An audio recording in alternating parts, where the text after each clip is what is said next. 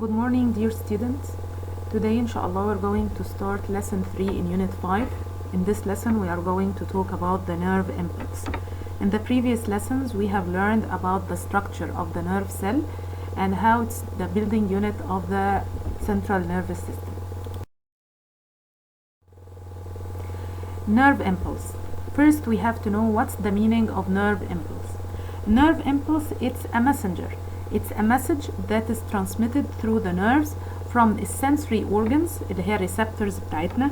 sensory organs اللي هي ال 5 senses بتاعتنا، يعني for example السكين الeye ear any part that is going to respond to any external stimuli, and then it transmitted to the central nervous system and take the order from the central nervous system and give it back to the effector organ اللي هي responding organ, the organ that is going to respond to the stimulus. Nerve impulse. First, we have to know what's the nature of the nerve impulse. Nerve impulse has a very unique nature as it has electrochemical phenomena. Electrochemical phenomena because it acts like electricity, the electric charge, and chemical phenomena as this electric charge transfer in form of ions, sodium and potassium ions, as we are going to know later in the lesson inshallah. But here, in order to understand the nature of the nerve impulse, we have to study the nerve cell during 4 different conditions.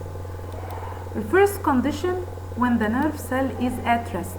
At rest meaning that without any stimulus acting on it.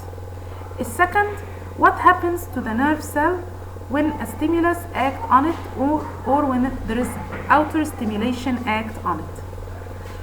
Third, how does the nerve impulse propagate through the nerve fibers from the point of stimulation till it reaches the central nervous system.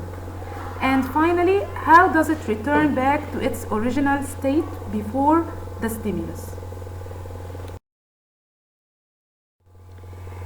A nerve cell.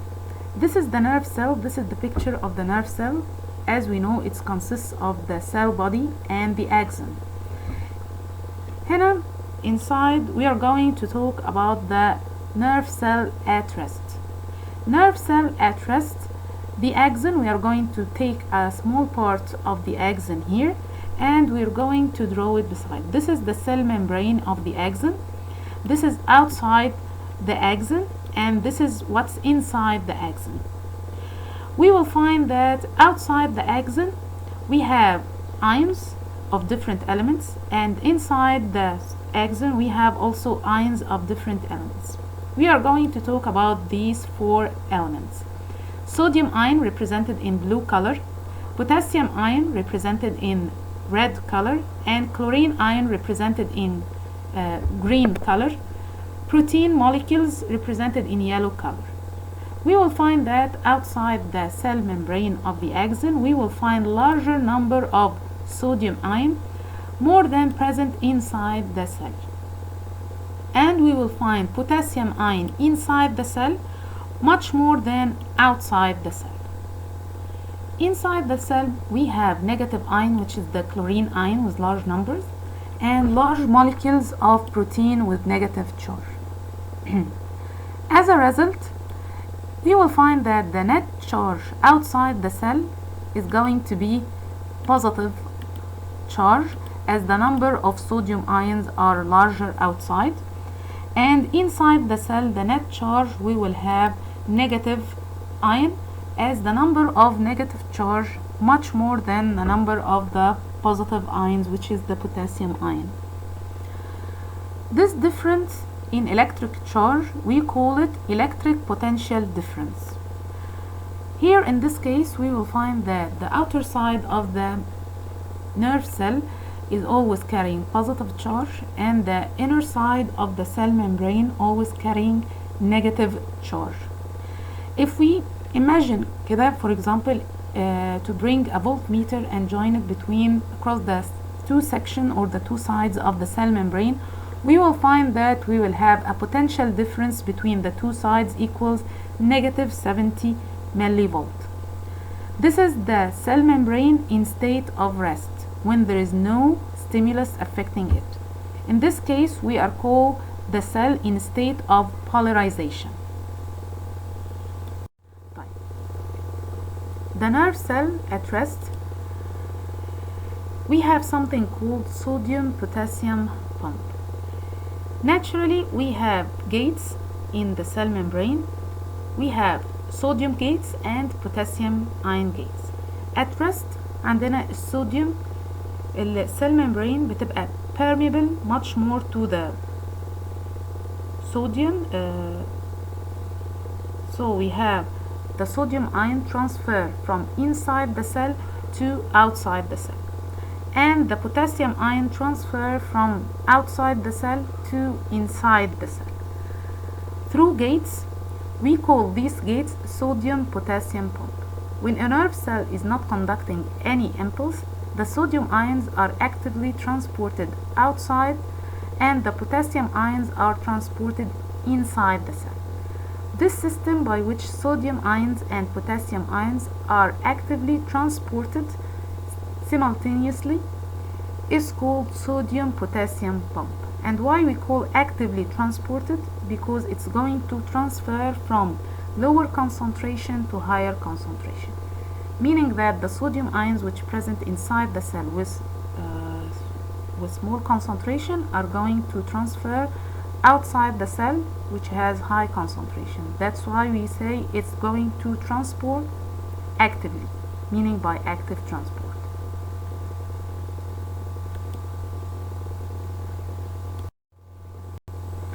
So here we have a question, choose the correct answer.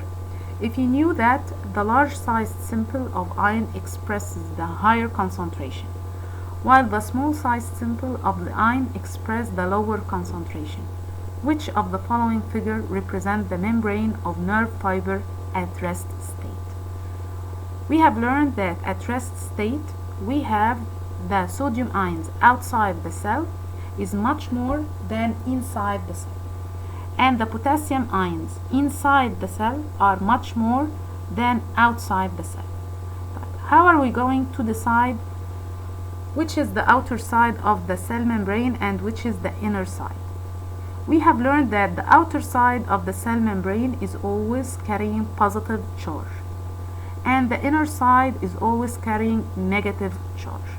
So here in this question we are going to search for the figure that has large sodium simple and small potassium simple outside, and small sodium ions inside and large potassium inside. So in this case we are going to choose number C. The next stage that we are going to talk about is the changes that occur when stimulating the nerve cell. The nerve cell is stimulated only when the stimulus is sufficient. Sufficient means strong enough to cause the nerve to respond. Naturally, we know that the nerve cell has positive charge outside and negative charge from inside. Here, when a stimulus occurs, this causes changes in the permeability of the cell membrane. As in this case, the cell membrane will be much more permeable to sodium ion. The continuous flow of the positively charged sodium ion inside the cell caused the change of the inner surface membrane of the cell axon into positive charge and outside into negative charge, as we see here in the second picture. This will lead to the raise of the potential difference from negative 70 millivolt to positive 40 millivolt. This new stage, we call it depolarization.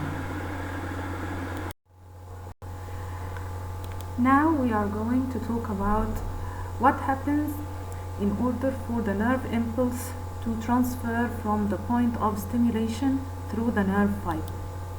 The depolarized point, the stimulated point, act as a stimulus for the neighboring points, which when stimulated undergo the same changes that occurs in the first place.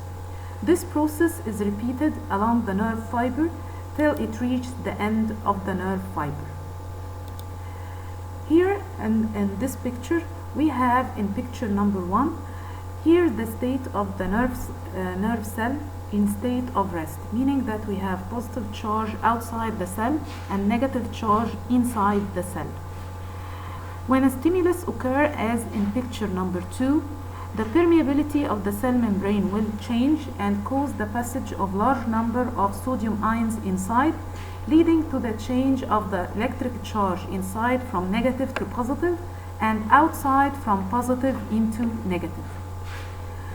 This change in electric charge, we have now positive charge beside negative charge in the inner membrane as in the outside of the membrane. This will stimulate the next or the neighboring area and cause its change in permeability. And this goes on as in picture number 3 till it reaches the end of the nerve fiber as in picture number 4. How does the nerve return back to its original state? Well, after the end of depolarization, the membrane becomes again permeable to potassium ion and impermeable to sodium ion. So the continuous outflow of potassium ions outside the cell leads again to accumulation of excess positive ions outside the membrane, and the membrane is said to be repolarized, means it returned back to its original state, the state of rest, which is with potential difference negative 70 millivolts. The response of the nerve cell to the stimulus is called action potential. The action potential D, it reaches 110 millivolt, which is the difference from the state of rest اللي هي negative 70 millivolt to the depolarization state اللي هي positive 40 millivolt, which includes a state of depolarization followed by repolarization. يعني احنا بيحصل في النيرف cell during the transmission of the nerve impulse بيحصل depolarization then repolarization across the nerve cell. The refractory period.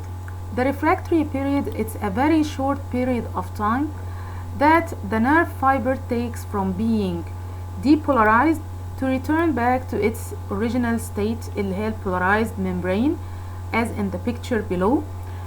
Here, during this period, the nerve will not respond to any stimulus whatever its strength.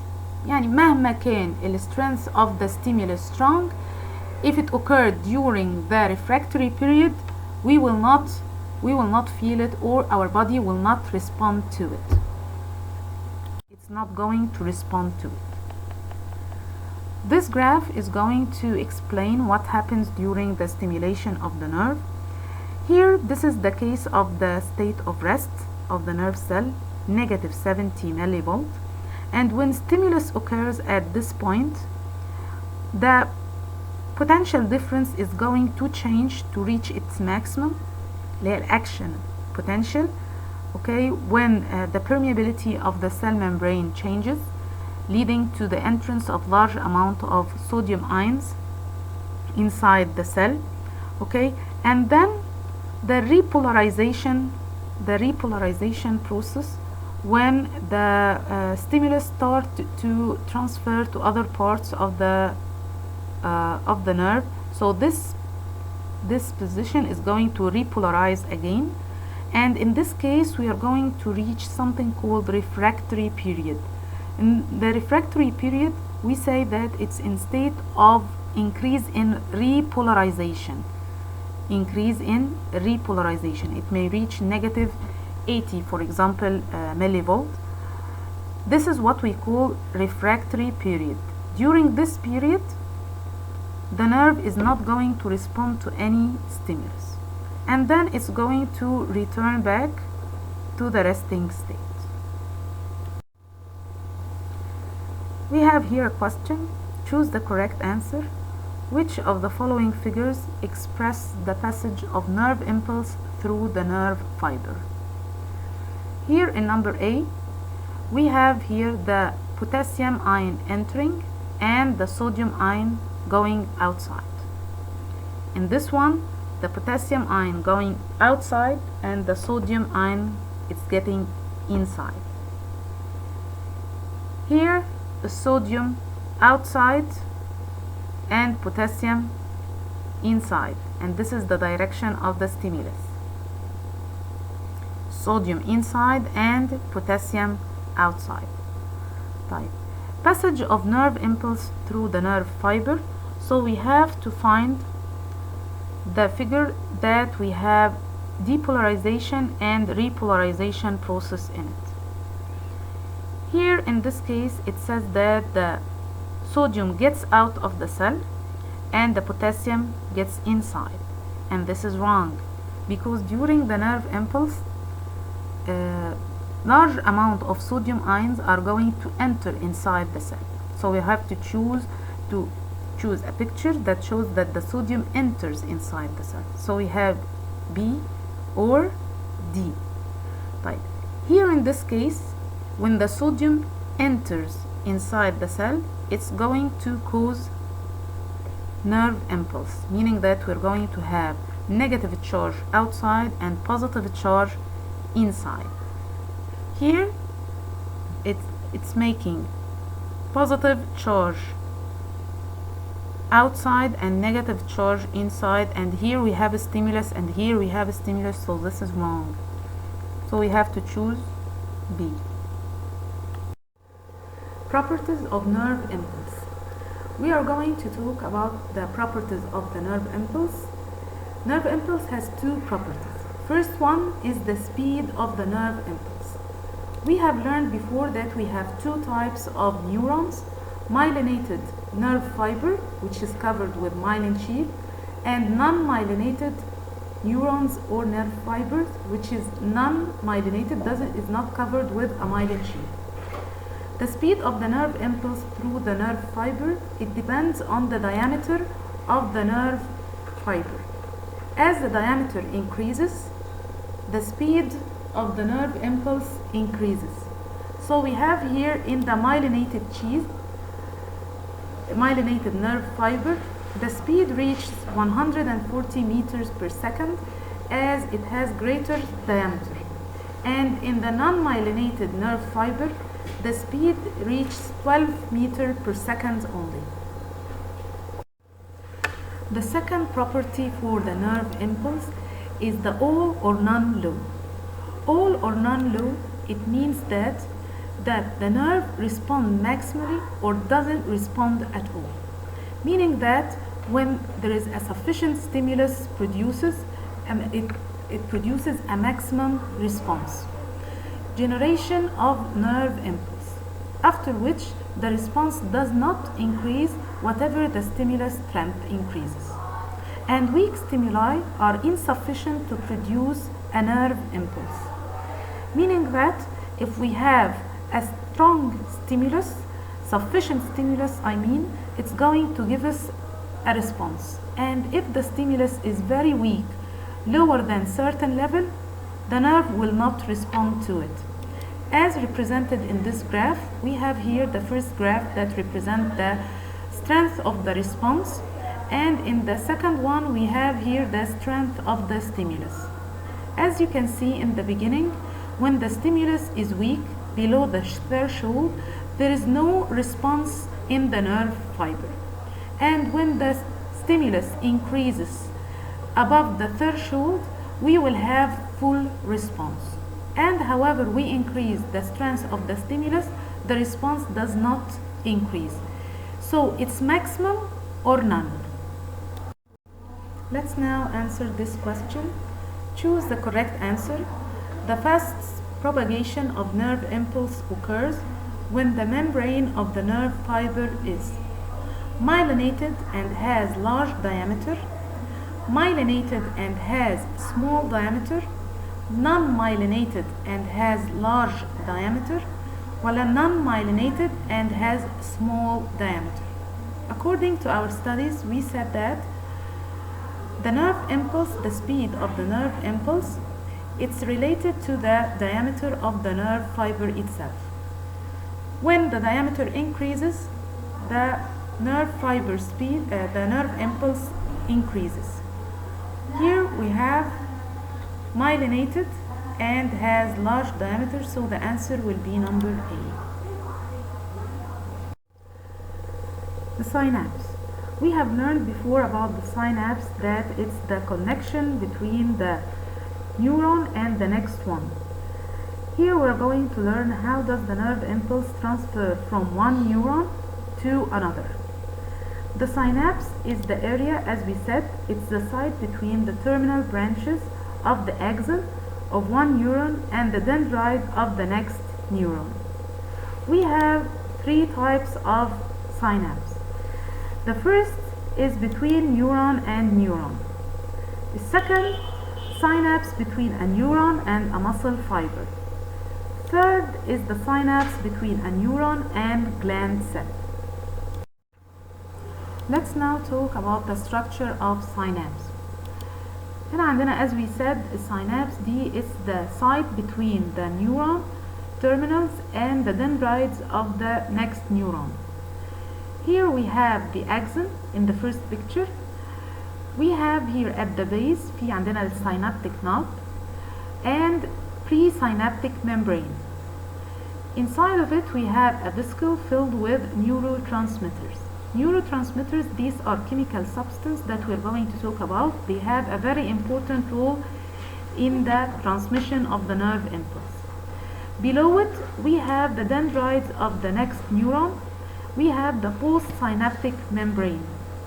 As we see in picture number 1, we have here two structures, purple and green. These are required receptors for the neurotransmitters that we are going to talk about next, inshallah. Neurotransmitter, we have different types of neurotransmitters. The most common one are acetylcholine and noradrenaline.